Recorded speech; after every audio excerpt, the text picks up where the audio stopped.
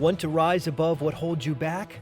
These are the stories of those fighting that battle. It might also be the story of you.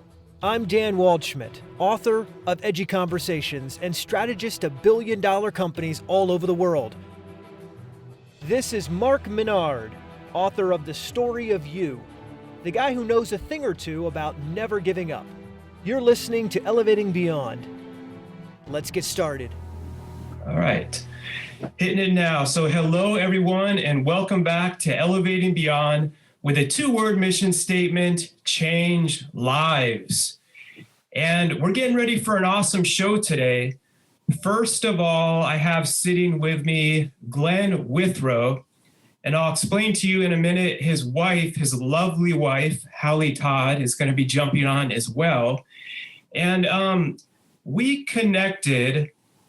We're always honored to have hundreds of you submitting for guest inquiries, but something about, I think it was your PR, I forget her name. She was a lovely lady who reached out about the trailer of the movie that you guys have coming out, The Last Champion. And my assistant, it just got missed in the cracks, and I happened to catch it like late one night and watch the trailer. And I'm like, whoa, like that movie looks awesome. And I personally reached out and was like, hey, let's see about getting them on, because I really liked what it stood for. And just so everyone knows, just real quickly, and we'll be talking about this during the interview, but The Last Champion, as we're recording this, it actually premieres tomorrow, December 8th on iTunes, available to purchase. And I have Glenn with me, who co-produced it with his wife and his daughter, Hallie Todd and Ivy Withrow. His wife also stars in the movie, along with, and I'm probably going to butcher your last name. Sorry, Cole. Is it Cole Hauser? Hauser. Hauser. Cole Hauser. I knew it. Cole Hauser. Yeah. Well, and Hallie. Hallie like I Hallie. said that perfectly. And I know there's a whole other, like, from watching the movie that you guys sent to me, the early release, and I'm going to save that for the interview. So many other amazing actors throughout it all. I'm not going through the whole list, but there were such great talent. So first and foremost, Glenn, welcome. How are you doing, my good man? I'm doing very well. Thanks for having me, Mark. Absolutely. Yeah. So Glenn, from us talking a little bit last week, it was really interesting just kind of hearing some of your whole backstory of how from like 20 plus years, you've been doing this, starting out with acting, and then didn't drop out, but stop acting, went into film school in your 30s. And I just think it's kind of cool to sort of share that story behind the story, maybe starting with when you were in a movie. And I love how you just threw that out there. You're like, oh, by the way, I was in The Outsiders, if you've ever heard of that movie. And I looked up who you were as one of the greasers. I was going to have a picture of it to try to show it on screen, but there was a lot of clips with you in that. What was the character's name again in The Outsiders? Tim Shepard. Tim Shepard, that's right. Tim Shepard was sort of the outsider to the outsiders. But it was a wonderful part. And, once a greaser, always a greaser. Greasers forever. I love it. So from going from there, Glenn, and acting in movies and having that, like, I don't know if that was what I was asking this before, if that was your main dream at that time, like, I want to make it as an actor. Like, what was that like to where you sort of pivoted and transitioned in your 30s to, I'm going to go back to film school, I'm maybe going to lay off acting and start really getting into the directing, producing, and writing. And now you and your whole family are doing all of it. Yeah. Well, that was because of how Francis influenced me. Francis always worked with his family. And, I got to work with him 4 or 5 times. And I saw how he worked with his family and that they were all involved and all inclusive. And I said, one day that's what I want to do. So, but starting off as an actor is sort of your easiest way in. It's not really easy, but a lot of people start off and then they move into writing and so on and so forth.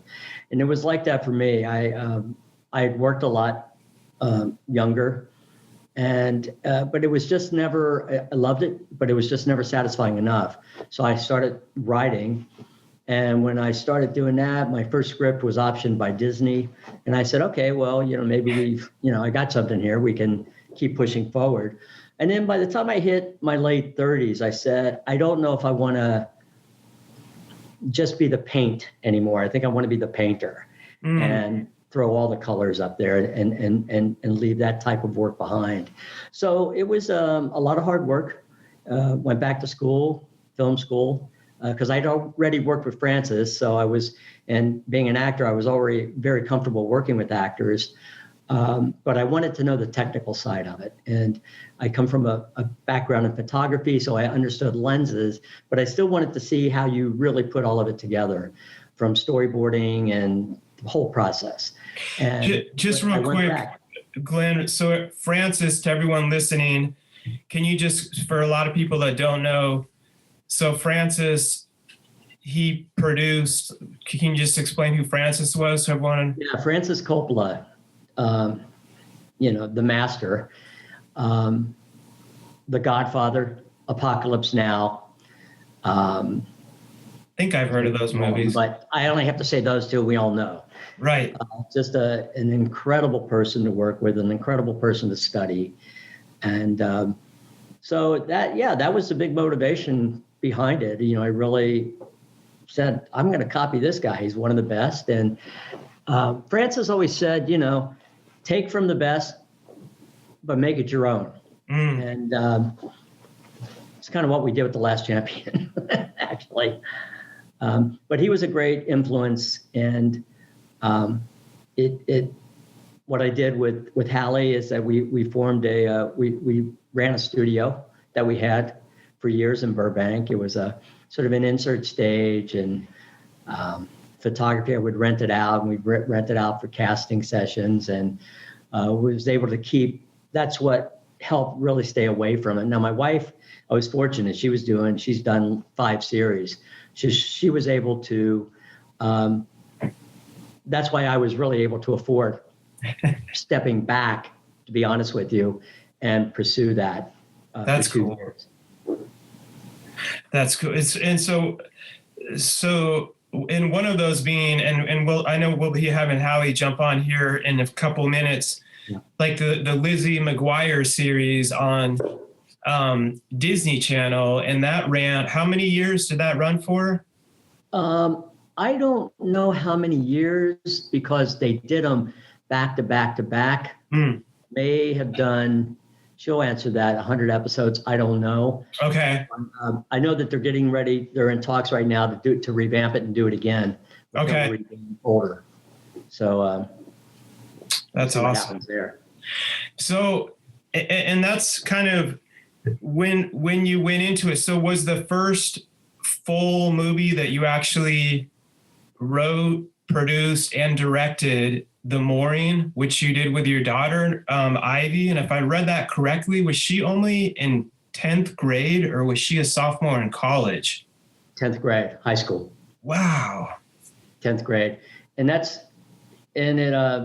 so it revolved around girls that were like similar in age, but we had to kill 9 girls in that movie. I saw the trailer for it. But we had to keep it, I didn't want it gratuitous. I didn't want just blood and guts everywhere, because I'm dealing with girls that were, underage and an audience. So we tried to make it as creative as we could without that you'd sort of indicate the violence or the death. And I think that's scarier anyway. Right. It is. It brings in a different level of kind of like that suspense and the wondering. And yeah, I could tell even just by the trailer how it was shot. It looked like it was shot kind of differently. And I'm going to be checking it out for sure. But I thought that was so cool that she was only a sophomore in high school and already co-writing this first film with you. And so it's a family business. Yeah, I love it. And that's where when I have your wife jump on in a minute, I'm going to ask both of you some more things about the good and the bad and times we probably want to choke each other. Ugly. But from doing the first movie, did you what would you say some of the biggest kind of takeaways as a whole were that really, at least in my experience from having different businesses and stuff, is kind of experience is the best teacher, and you really kind of learn more and more by doing it. You have to go through terrible on the way to becoming great. And I'm not saying that it was terrible, but what would you say some of the things were that you really learned that when you guys sat down and did The Last Champion, you're like, oh, we're going to do this kind of ahead of time differently? Well, I learned that I never want to shoot at night on the water in a houseboat. I don't want to do that. I think what we learned was perseverance for good word this film. I think also I learned that, which we're applying this time, is that we wanted more control of the product and the end product, and not have it turned over to someone else and let them make the decisions on marketing, and to really get the type of story we wanted out there, and not, what a studio or what another production company would want. That's what we took away and said, we can do this ourselves. Let's raise the money. Let's raise the marketing money, and let's get it out there ourselves. Let's cut out a lot of the middle guys.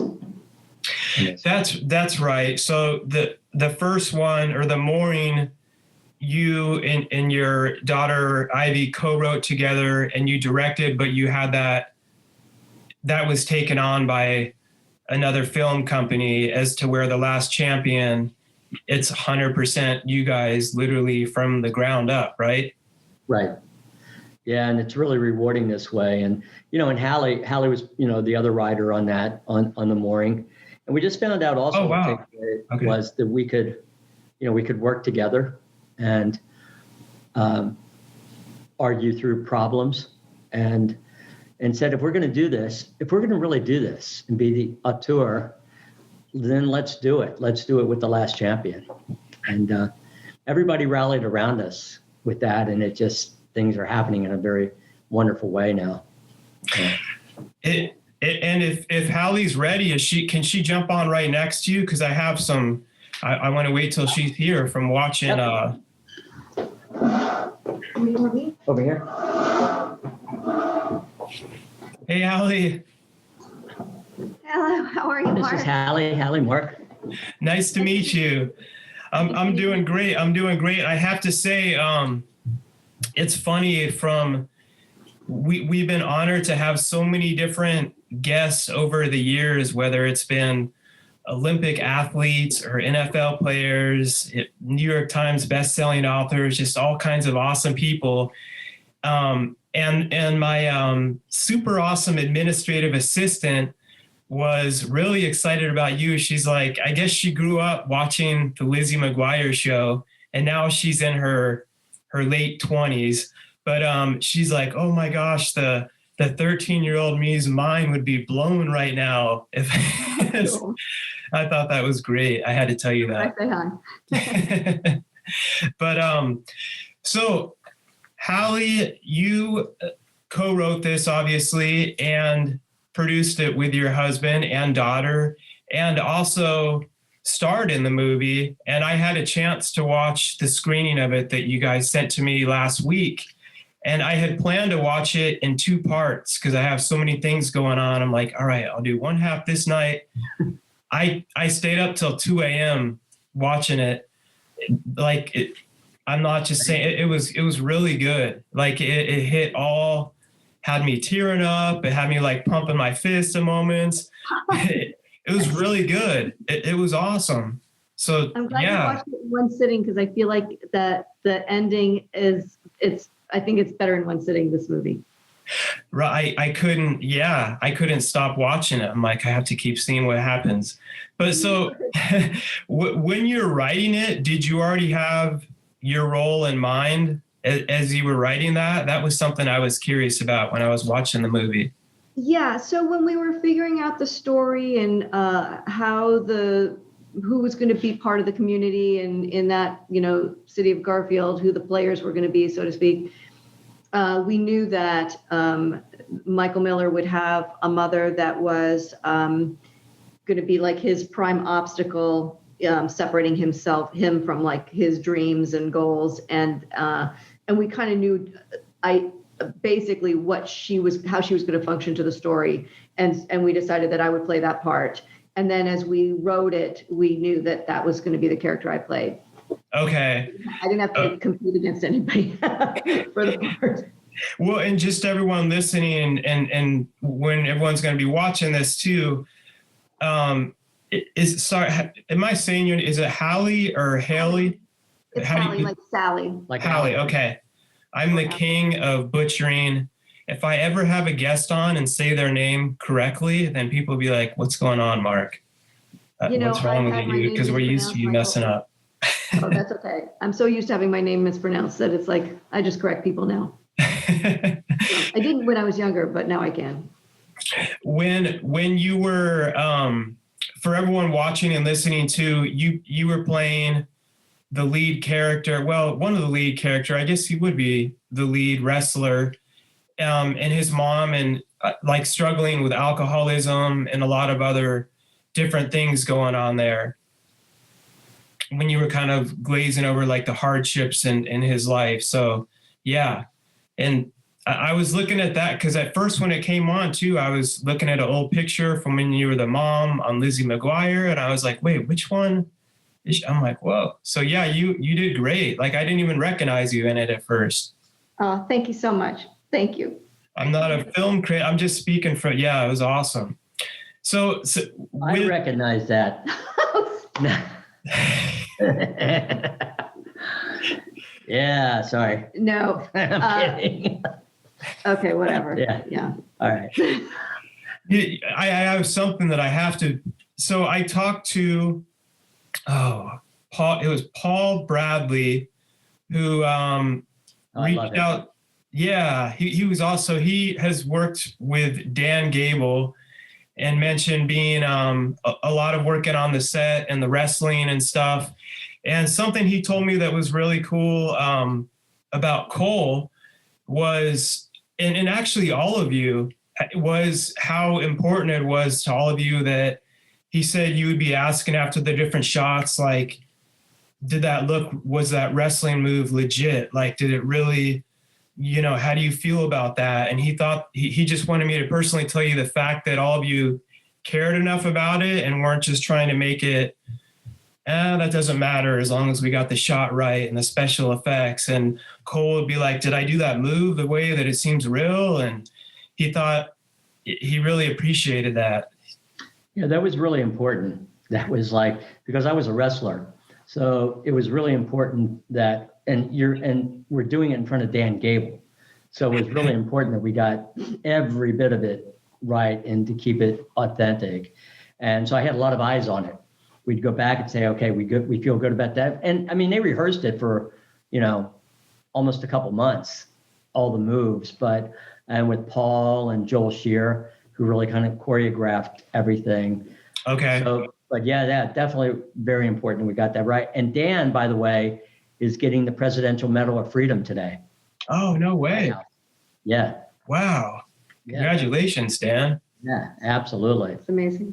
And he has a spot. He's has a part where he's one of the announcers, right? He plays himself. Yeah, Joel Shear gave me his number, and he'd spoken to Dan. Said, yeah. Dan said, let him. He can reach out to me. So you got to remember, he's like my idol. Yeah. My hero in high school. So now I've got his number, and I'm calling him, and I basically just. I had to close him. I had to close it and go, please be in this film. So, but he's tough. Dan is like really, he's the real deal. So he read the script, read it a couple times, handed it off to his wife to do it. And he goes, yeah, I'll do it. I'll be in it. So when I got him, that's awesome. Then we got Randy Lewis, another Olympian. And then we got Jason Bryant, who's the Olympic announcer. Oh, So it yeah. all came together in such a beautiful way and gave so much credibility to this film and to this sport, which I don't think for me has ever been shot the way that I wanted it to be shot and shown. So Yeah, no, it was great. And also there's something else that that Paul told me to ask you, and I'm definitely not mentioning any names, won't even know the name, but he said how you guys went and reshot one of the scenes, and I'm not going to give any spoiler alerts, but one of the bigger wrestling scenes towards the end of the movie. And at one point there was a smaller audience, and then you guys redid it with a much bigger audience. And he said one of the extras was like pretty belligerent. You guys actually had to toss him off there.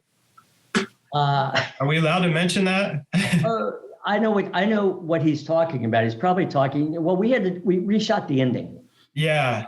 Of the film, and because it wasn't a lot of things were going on. It had a massive snowstorm. We lost our crowd coming, and it was never really covered the way I wanted to cover it because of time restraints. So, and then at the end, I think he's talking about this girl who jumped out of the stands, and she was like the first one there, almost in Cole's arms. And it's like in Washington. Yeah, no, yeah. So we go, okay, we can't have that. So, but when we went back, we shot it a year later in Texas, and we were able to really do it right. We had 7 cameras, plus we had an overview camera. So I'm sure that's what he's talking about. Yeah. He was cracking up about it. So I don't know. But yeah, that must be it. So with the 3 of you doing a movie together, both of you and your daughter, you were mentioning before how you and your second one that you all wrote together.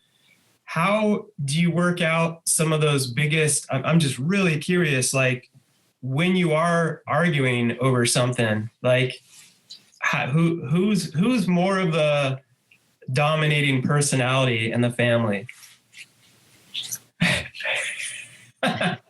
Well, I wonder what Ivy would be saying. I listen. He does listen, and sometimes we'll be batting around ideas, and he's very instinctual.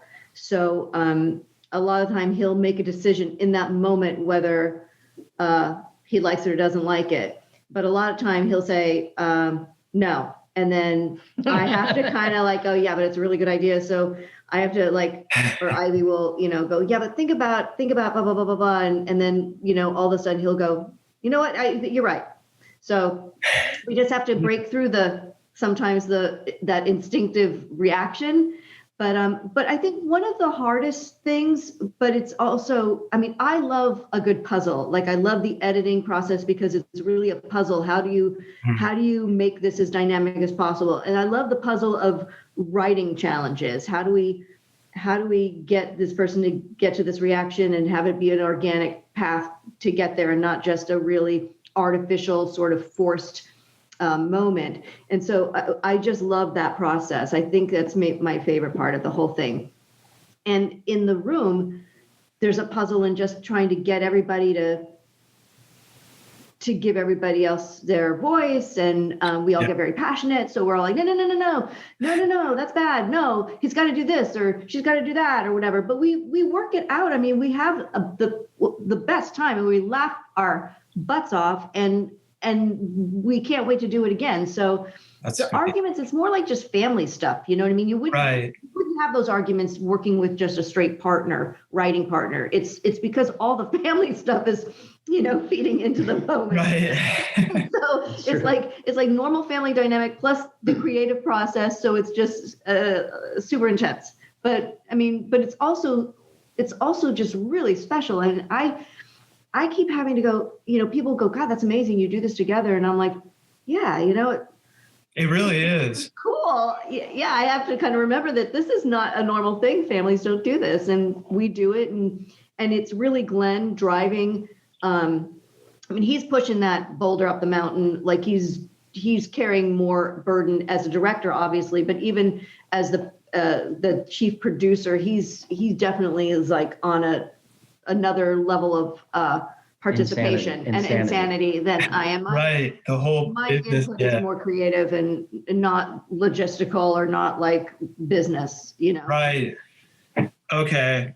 That makes it. What did you guys and did you ever write? Were you always all together when you wrote, or would you be like your daughter? I think was in law school for some of it. Would it be like you do this part while you're here, or were you always together? We go in and out of those stages. We'll say, can you take this? I'll take this, or Hallie will write, or Ivy will write. Then I'll look at it. Then I'll give notes, and eventually, it makes it to the final page. Yeah, like we'll take our individual efforts and then put them together and kind of tear them down and rebuild them.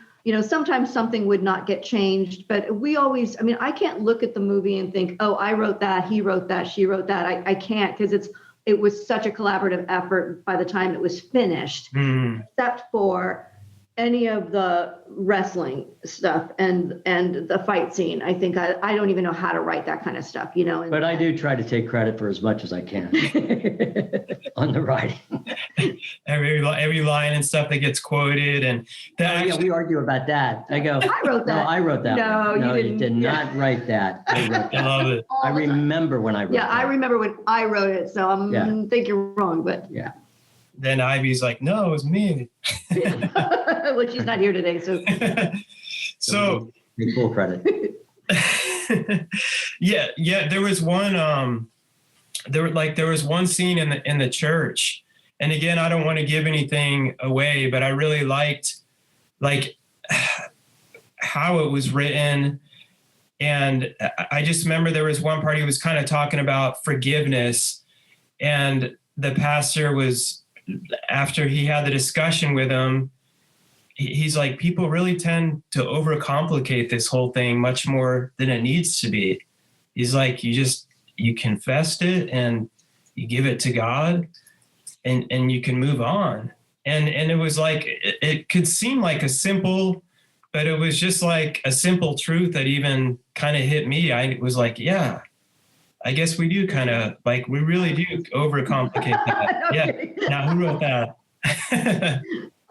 You mean when he says, when God forgives, period, that line, you're talking, right. It says it all, just right. Yeah. And he's saying that when the pastor says people make this so complicated. Right. I think one of the things that was important to all of us was that, because this movie is about a lot of things, and the surrendering and giving it to God is a definite part of the movie, but it's not the whole movie. Sure. And we wanted that aspect of it we wanted to give that message to people who may be resistant to that message. Does that make sense? Absolutely. So, and the path of somebody walking through that process, I don't see it very often in a movie where I believe it and where I feel like it's not just so wham bam, thank you ma'am, so perfect, right. I leave that scene not knowing if John really gets it. You know what I mean? Something's happened to him. Right. It's like a process. Like, oh, I'm saved, or oh, that was a perfect bow on that package. I like that it's still a process. It's still maybe working on him. And that's so well said. That's really how it works in real life too, because there are other films where it can just over deliver too much on hallelujah, I've seen the light. And the next day it's like all butterflies and roses and sunshine. And it's no, you're still in the middle of my own personal story from being in trouble and a lot of stuff in my younger years and even in jail at age 17. For me, it was a process. And I talk about, it was a long, it's a lifelong really transformation, but that whatever people believe, but the giving it to God part and kind of letting it go is such a good ongoing lesson to that scene just again, kicked me in the butt. Dude, Mark, you can give that to God and let that weight go off of you. That so many people right now are weighed down by so much, Oh, yeah. going on with That's why I think COVID. it's a good time for this film, because there's so much diversity and so much,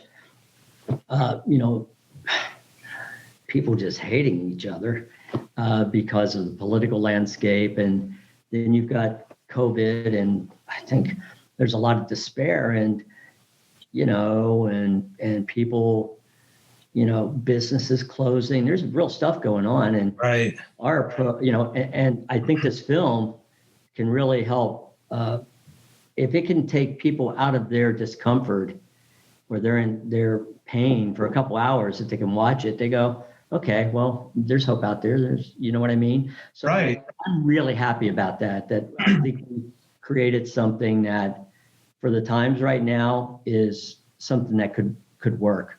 So that's really exciting. I was thinking Completely. when we were putting it together, we were talking about how it would be remarkable if this simple message could resonate with people who aren't who are really needing it, but who don't like to be presented with it. Like preach that too much or something. What did you say? Oh, do you mean like where people kind of don't want something forced down their, like, Yeah.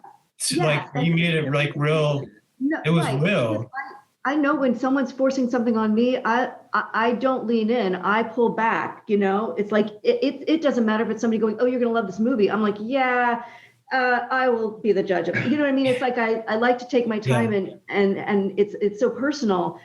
But having that wish that a lot of people would get that message of hope, and then all of a sudden, and feeling like that could happen, but then all of a sudden this movie just happens to be landing at a time when people need it so badly, and Right. so much division, and that there is such a message of community and forgiveness and love and hope, that I'm hoping that people can feel a healing from it. Not I mean, beyond 2 hours in a movie theater, In a very in front of authentic television, way. in a room, In a really authentic way.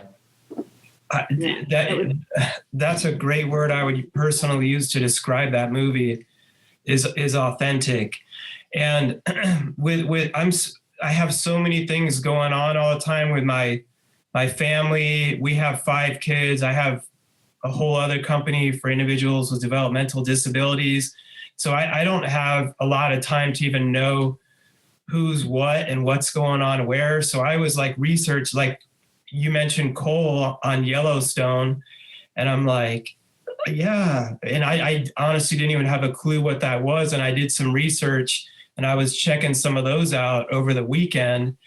And now I'm actually hooked on that whole series. It's really good show. well, man. It's so, but then I was thinking of him as like the lead in this movie, and how well that character, like that authenticity that you were mentioning, and how he just brings that in just in such, like, I don't know how to describe it. His presence is like, it's subtle, but it's like, you Gary can just Cooper. feel, yeah.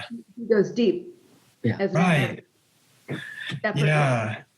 It's effortless with Cole. He's phenomenal, and He's just very present, man. He's like right there in the moment.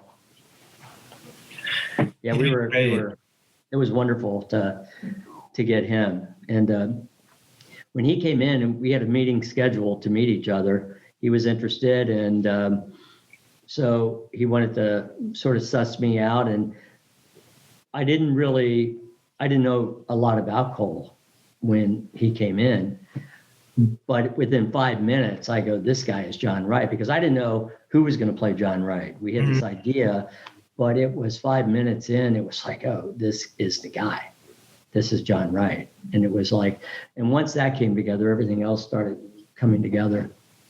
Yeah, because you couldn't nail any of the other characters unless you had him, because you didn't want to go too old with the boys. That there had to be enough of a differentiate. You couldn't cast Frank, the coach, because, you know what I mean, everybody had to be believable in their generation. You know what I'm saying? And not, he couldn't look like he was related to the kids in case there was a resemblance. You know, you just couldn't put anything together until he was set. So it was a huge relief having him and being able to put all the other pieces of the pie together. Everyone did great. I mean, the kids that were in it, I thought did a mate for. I mean, I was just stuck. I was caught in the movie. I wasn't even thinking about when I was watching it. I wasn't thinking, oh, I'm getting ready to have all of you on my show next week, and like I was just in the moment in the movie, which is a good thing. Yeah, it really was. And that the young man that played, he would have played your son in the movie. Sean Scully. Thank you. Paul told me he worked really, really hard also beyond the wrestling and it like and everyone else, but he said he really got into it, and he said he respected that. He had the least amount of a wrestling background. Yeah, but Casey Moss, the antagonist, his foe, and Michael Madden, the guy who, sort of crosses over, they all worked incredibly hard. That's what he said. They wanted it. They wanted to make it authentic, and Joey too, Joey Luthman. Joey, yeah, they really wanted to get it right. It was important to them, so I was happy with that. And they were excited. We saw a lot of guys for those roles. Yeah. Man. Yeah. Saw a lot of really fine actors, but it came down to them, and they were pretty, I think, pressured to be good because they knew Dan Gable was going to be in the movie too. Yeah, no, for real. I mean, when I was talking with Paul and stuff about Dan, he was like, you don't mess around with that guy. He's the real deal. No, you don't, man. He's like the real deal. I mean, he's getting the Medal of Freedom. He's an incredible human being. And there's a story, and I actually related it back to Dan, that we were shooting, and this one particular scene, the one where they're coming out of the locker room, and if you remember, walking up onto the final match, I really wanted this. It was a long shot. It starts in the locker room, goes all the way to the match, up to the wrestling mats, and the guy operating the camera it just wasn't happening. So we did 16 takes, okay, to get it the right way. And I think Dan actually liked that because he's one of those guys, work, right? So I was excited. I said, Dan, because he's in the shot and he didn't get to see the shot. And I brought him over and I said, what do you think? And he goes, it's an A. He goes, but you want an A+, right? And I went, love it. What? We did it again. I did it again. I went and said, yeah, I do. And that was like, I've never, it would have been a fantasy to have Dan Gable as a coach. And I was always envious of everybody, these guys that were coached by him. And that was my moment to say I was coached by Gable. You want an A+. Cool. And I go, yeah, let's make it an A+. So, what I love, like, always the story behind the story, and it's cool to see how you like. It's just, life is amazing in itself. Like I always say, God is orchestrating, and you never know how the dots are going to connect later on. But like you said, in your earlier years, where you wanted to probably do wrestling even at another level, I believe you were competing even for state. And you only could have dreamed of having someone like Dan for a coach. And it's really cool that all these years later, I mean, that if someone would have told you as that kid, well, don't worry. Like if the wrestling thing doesn't work out later on, you and your wife and daughter will all be making a movie together, and he's going to be in it and coaching and helping give you notes. Yeah. That was pretty spectacular. That would have been a whole other trajectory had he been the coach. But you're right. I got this moment with him. And that was pretty special. I'm glad I sort of own that story now and can share it with people, because that's the type of guy he is. He is like, yeah, it's an A, but you want an A plus, and he works, and that's who he is. That's what he's exhibited his whole life, as working to that perfection.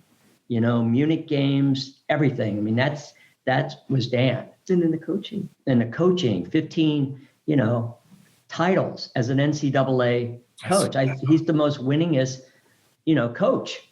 Football, basketball, anything. He's like the guy. Yeah. So for me to also support and bring him into the light, and again, to help him, to remind people, hey, this is who this guy was, and we're all here, and we're all doing these moves based on Gable. He's the one. There's actual moves that Gable lock, and it's so it was wonderful. It was really wow. That and speaking of the A+ part, so how did it work for you as being the actress? Am I supposed to say actor, actress? I don't know Either way. Okay. But from acting in the film and then also having your husband directing, were there moments there where you were like, hey, that's not an A+, and we're like, we're not at home and I can't cuss you out right now in front of everyone, but Oh, you know what? Well, you have to answer that. I don't. It's pretty easy. I mean, I let all actors just bring what their gifts to the table. And I say before, I just photograph them. And if something's getting a little skewed a certain way, I'll try to bring them back to the overall vision of how I'm seeing it. But you've got everybody with their vision of the how they see themselves in the film. So with Hallie, it's easy. I actually really don't direct her unless it's something like maybe a little bit more energy or bring it down a little bit here. Other than that, I totally believe in her choices and what she does. And thank you. Yeah, easy. It's easy. That's cool. And I wasn't saying that it wasn't A+ moments there, just so you make sure that, I'm saying that. I just meant from him being involved as then you now acting, and how he would kind of, if there was different type of tension there with that course correcting or changing, or how you guys worked in unity, but it sounds like you did. I'm sorry. He would not back off of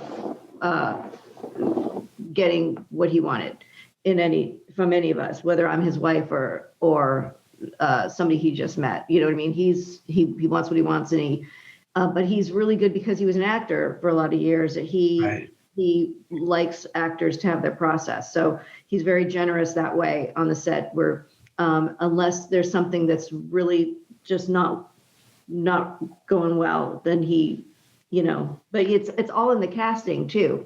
Casting the right people for the parts, and that decision early on makes his job easier. I think that was learned also with Francis Coppola.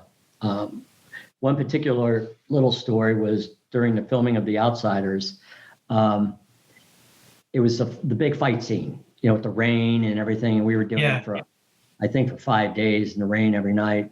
But Francis would let you, improvise, come up with stuff. And I told him, I said, okay, so Tim Shepard's this guy that, is joining up, that, these guys really respect him. He's, kind of a badass. I said, what about when I'm like fighting, I go down and I like bite this guy's ear and bite, take a chunk out, And he goes, yeah. So they got makeup and they put this little piece on this guy, and whoa. My close up, I'm banging his head, and I reach down, and nobody sees it, but he let me do it. That's great. Yeah. So that's where Mike Tyson got inspired back in the day. You allow the actors to bring whatever you can, because you never know what you're going to be able to use. And but Francis really you had so much leeway with Francis. And when you're exposed to that over a period of time, years, seeing his process of working, I'm gonna do what he does. He's like the master.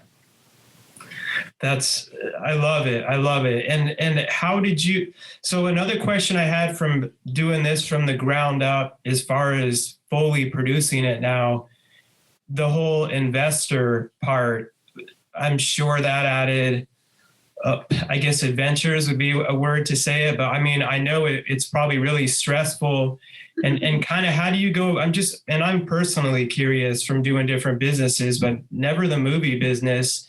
How do you kind of go about like looking for investors and stuff in a film? Well, there's a lot of legal work, and that's why it really helps now that our daughter is a lawyer. That was all part of our master plan. Right. I think I saw that on Yellowstone now. Yeah, that paid off. Yeah, right. There you go. So I think the process is like everything else for me anyway in my life. It's always been hard. You always have, with wrestling, you have to persevere. You've got to, go for that A+. And it's the same way with investors. I mean, once you get all your legal work and, everybody's going to be a partner in the film, company that you've set up, you just have to knock on a lot of doors and get a lot of no's. That's what I tell Ivy in life. You grab as many no's as you can. And I heard that somewhere, and I go, that's so true, man. You have to be turned down so many times. So when you get that yes, you really appreciate it. And with that, you want to make sure that you really take care of your investors. That it's very important that we get their money back, and with their percentages. That's more important to me almost than anything right now, because if you don't have that, they're not gonna want to get in, jump in, in another project with you. But you don't want to leave that on the table, because there's so many stories out there that people don't make their money, and they don't do that, and they don't get their money back, and they lost money.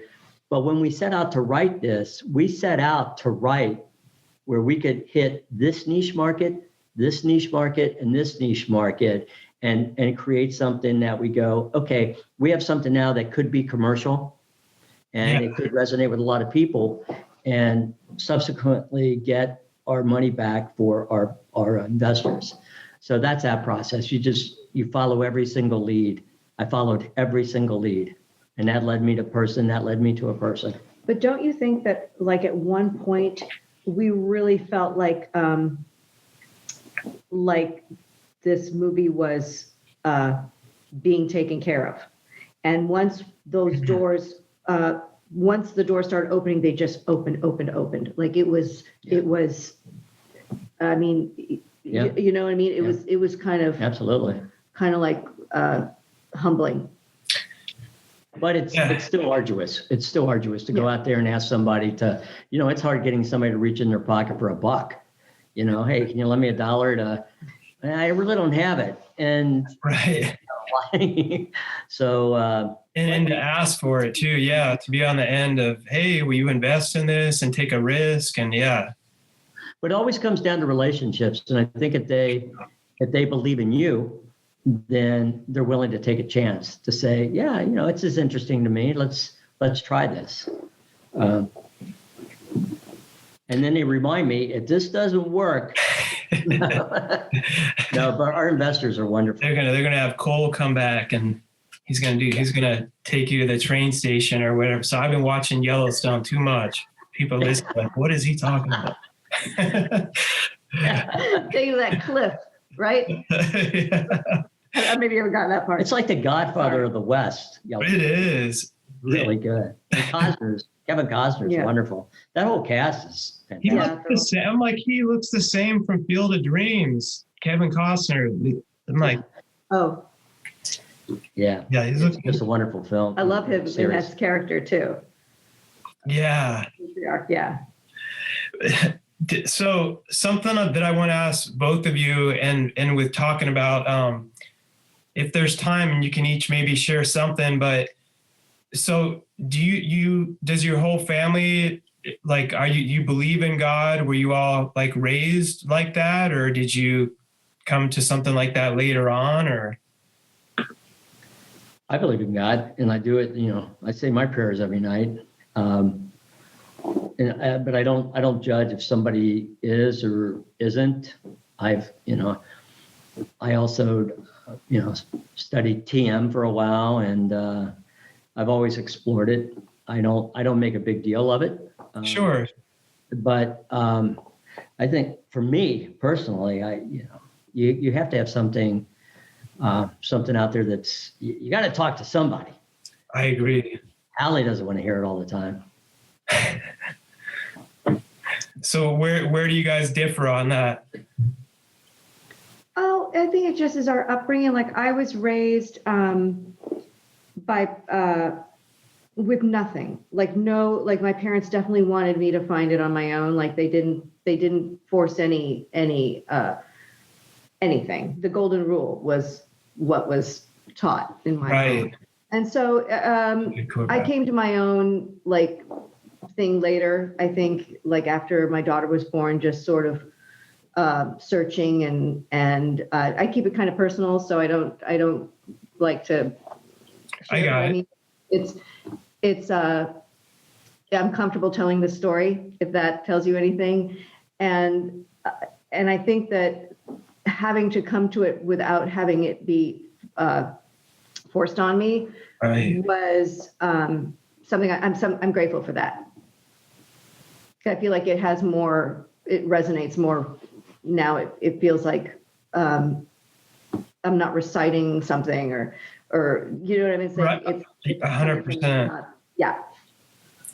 Yeah, I think it's right now, with everything that's going on, and I'm the same way. I mean, I believe in God. I'm a Christian, but I speak and stuff all over. I don't preach down people's throats, but I am just like, here's what I went through. And here, my wife is from Sierra Leone, West Africa, originally was raised Muslim. Could do a whole other show on that, but how we've come together in so many different ways, like organically through that. And I just know personally, and something that I love about The Last Champion too, is when you're in these huge struggles and life just like punches you in the face, because adversity comes, is of course you both know, no matter what, at different times, without having like, for me, like God to be able to talk to and just like cry to and stuff. That's what makes me, I don't know what people that don't have something like that. So it's not to me in a way of like wanting to preach. It's more like, I just wish they had something, because I know what it was like to not have that. And then I know what it's like to be able to have that kind of like weight lifted off of you. Yeah. And I think that's, and kind of echoing what Hallie said, it's also personal. And it was very important for us that we don't, I'm not going to preach to anybody. I don't, I know what works for me, and I know what helps me sort of calm myself, but we definitely didn't want that in the film like that. We wanted to portray it exactly the way it is. Some guys, hitting and wanting to go in there and eventually unload. And in that part of the country, and we wanted the movie. Sorry, were you finished? I didn't mean to step on you. In that, I need a little cut, a little thing in between you two. Okay, so No, it's fine. and It's not a preachy. We didn't want it to be, I want it to be drama. I want it to be right. No, it was real. It was authentic. The movie. I wouldn't even label it. Yeah. It's not like a preachy kind of thing. It's sort of like I compared it to like when Rudy goes and speaks to the priest at the school when he can't, when he can't get on the team. We really wanted it that way. And I think we got that. Yeah, and on that campus, at that school, that's who you would go to speak to. Yeah, sure. And in this town, in this small little community, which is got a heavily Christian population, and he actually had a history with the pastor being the father of his old girlfriend. It's an organic move to speak to him. especially because he's already reached out to him, right, and been rejected. So I think we wanted it to just come naturally out of the story without having to lace. I cannot watch those movies where they just seem so unreal to me. Anyone who I know who has shared a story about being witness to, I mean, it's just, they don't seem real to me. And that's what, if it's not real, then the audience isn't going to get swept up into the film and be moved by it. They'll be more distant. They'll be watching like, oh yeah, that's nice, instead of having an experience. And I think we really wanted people to have an experience watching the movie. I know I did. I mean, you're saying that, and I was just clicked in my head. I was thinking of when he's drinking, and I mean, again, I don't want to give stuff away for people that haven't seen it, but how you just made that scene real of him being up all night and stuff, and the daughter and the pastor like finding him, and how that I wouldn't be labeling it as anything. And I know I haven't been involved in Hollywood as much as both of you have, and I know how sometimes people can get weird about that stuff, but I'm just honestly about having a real conversation. And like you kept, like perseverance, you were saying, and authenticity, I think are like keywords in all of our lives, and something that movie really, and hope, like shined a light on. And it's just such like, what more time right now, do we need those things? It's like perseverance for both of you. And Hallie, if you have a second before we need to go, do you mind if, can you share, like, speaking of perseverance, you mentioned like from your upbringing, getting some of those no's and what you kind of had to go through to get into being an actor more and more, like some of the bigger struggles, I guess, to people that are out there getting told some no's in their younger years? Yeah, I have a weird kind of story, and that is that I was raised in the industry. My mother, Ann Gilbert, was a pretty successful character actress, and my father was a prominent writer producer in not like crazy, like Aaron Spelling level kind of, on that level, just normal kind of people working in the industry. But I was raised around it, so I used to go with so I had an awareness and an exposure that worked to my advantage, and I got working early on without having to bust through a lot of doors, because I had connections that were just part of my extensions of my family's life, right? Right. But I definitely had to, like my father, he was producing something that he thought I would be right for. And one time I came in and I got the part, and another time I came in and, oh, this is nice. The scene was a girl, very drunk and like falling down drunk, sloppy drunk, having to beg this guy that she had this crush on to have sex with her. And he's like in the middle of rejecting her, and then she vomits on him. Okay. So that was the audition scene. Wow. And I had to do that in front of my dad and all the other people, and then I didn't get the part. So he was not like, oh, here's my daughter, give her the part. That was like, yeah, thanks, Dad, for putting me through that humiliation. But anyway, so. But do you respect, just so I, like, now as you're older, do you understand like the principle that I always think of that as a parent too? Like with my company, I'm like, if I'm not letting my kids take it over, they're going to come working their butt off from the ground up and prove and earn their way. And in the moment, it may be like, Dad, why didn't you give me that role? It's you. You could have made that decision. But he's like, no, I want you to earn it, Yeah. Were you like, did that click later on, or were you like, come on, Dad? No, Ivy has been, for me, yeah. And I also went on, my mom used to do, for a while, she was doing a lot of commercials. I used to go on the auditions with her. I used to go to the unemployment office with her. So I knew the life of a working actor growing up. I mean, it wasn't a shock to my system getting rejected and not getting jobs, and having to just kind of, hoof it until you get those doors open for you. And interestingly, in my career, I got a lot of doors open to me early on, and then had to go through that period where things weren't happening. So so it was interesting. But I have that memory of her struggling, and you just have to show up and do it. You keep, not wear it to keep it thick skin.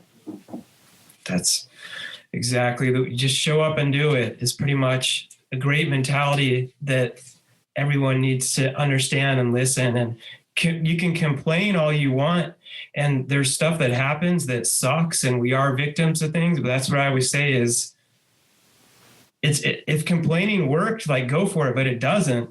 So the world really doesn't care. You still have, the key is show up and just keep going one day, one step at a time. Right. One step at a time, one day at a time. So to everyone listening, I'm going to be, I'm working very, very hard to get this. So when everyone's going to be listening, it should be December 8th. And tomorrow, the movie will be officially The Last Champion to purchase. So and I'll put I have the iTunes link. Everyone listening, it's going to be in the show notes. Go ahead. It's going to be on iTunes, Amazon, and Google Play. Initially starting, and then we'll move into the other platforms. Isn't that, I'm sure you get more used to that, but isn't that, so that still has to be kind of surreal how it's like, you probably had a whole plan for the theater launch and stuff, and yeah, but I think it's where it's supposed to be right now.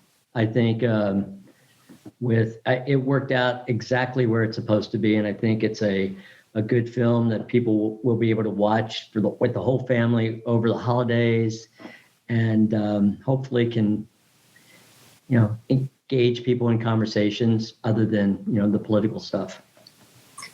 You can buy the movie for cheaper than 2 movie tickets, and you can own it. So in some ways it's kind of cool. I'll personally be purchasing it.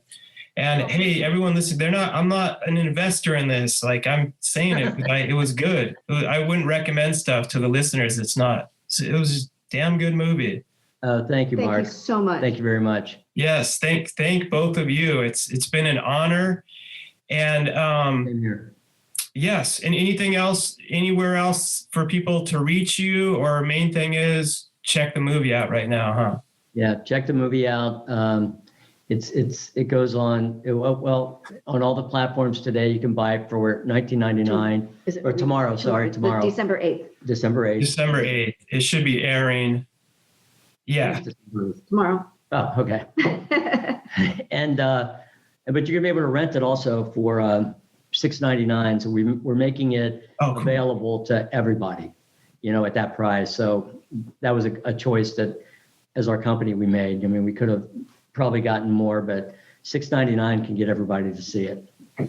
Does it show, man, I'm so, from my books, does it show you like so do you get a thing with it directly on there?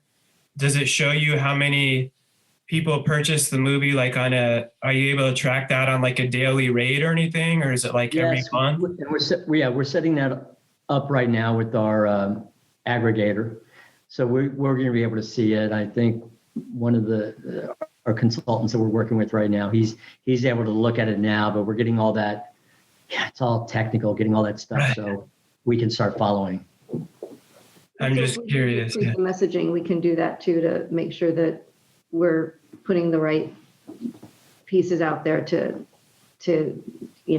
get people to click on it and all that. Got it. Yeah, that makes sense. And on on social media, anywhere, I'll have the link. Glenn, are you on social media? I know I'll have the link though for everyone else that is to connect. He's not really. I'm on Instagram at Hallie Todd. Yeah. And the movie is The Last Champion Film on Instagram, and on Facebook, Last Champion on Facebook. Okay. Awesome. Well, listen, everyone, it couldn't be a better time. You kind of mentioned it. The person upstairs, whatever you believe in, is orchestrating. And the fact that the movie, The Last Champion, is coming out right now on December 8th to really end what has been one of the most challenging in so many different ways years to people out there feeling like they're losing hope. And this is just, I couldn't think of something better that you can be just sitting with your family by yourself and finishing the year out with some hope and just knowing to keep going. And I don't want to give anything away, but everyone, God is orchestrating, never settle, never give up, and keep elevating beyond.